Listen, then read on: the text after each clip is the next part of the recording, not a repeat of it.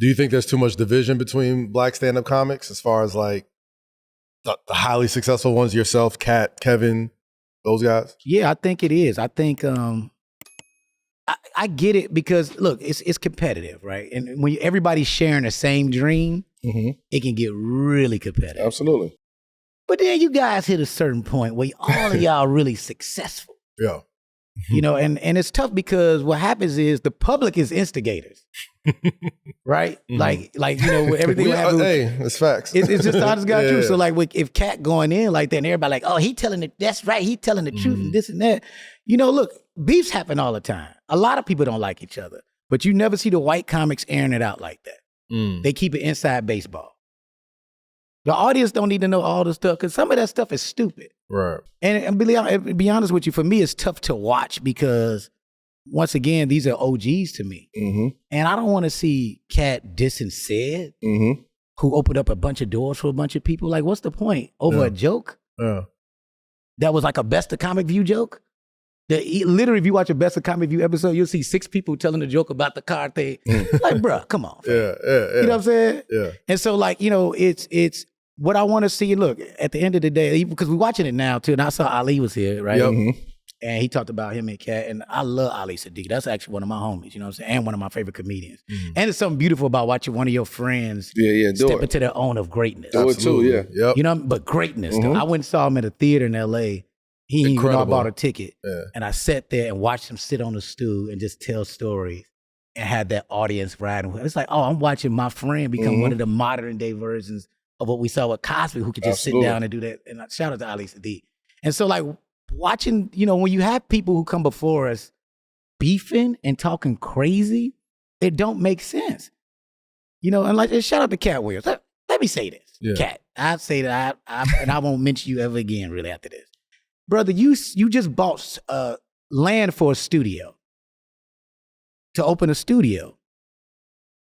You know you have to get along with people to contribute and help you do what you need to do with that studio. If you got a problem with somebody, just talk to them about it, bro. Ain't nobody mad at you.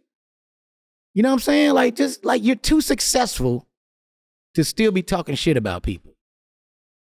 So yeah, I'm just tired of seeing it, man. Like because recently I saw the Jamie, and I'll say this, I like what Katt is doing now because now he's doing it on the stage. Right. Like if you're gonna talk shit, I'd rather be in the comedic platform because now the audience don't know what they can take serious or not. Yeah. So we can keep it as a joke. You know what I'm saying? But like, you know, because even the stuff he said about Martin was kind of wild. It was just like, Jesus Christ. I mean, man. all right. So I don't want to drag on it, but you know, that was such a big touch point in like just black stand-up comics. Just like I felt like everybody's reaction to it was super interesting. And you know, it's been over a year now. You know, Jamie said what he had to say. Ali said what he had to say. Like a lot of people have said what they've had to say, but you know, a lot of times you guys end up in the same rooms. A lot of times you end up working amongst the same people. Like, do you ever feel like, I guess, for lack of a better term, that same energy is different when... Let me tell you, I'll tell you a quick true story, right? And I'm glad I could actually say this because, so we was all at the Netflix is a joke brunch, right? And Katt is still on his page. I don't even know why he was recording me, you know what I'm saying? And my girl... And he went on to be like, oh, basically I was in the same space, but I ain't say nothing to him. Right.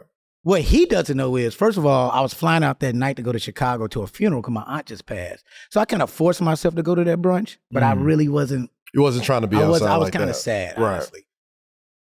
First of all, I didn't even recognize him because he had on this silver outfit. And so I'm like, that's Katt.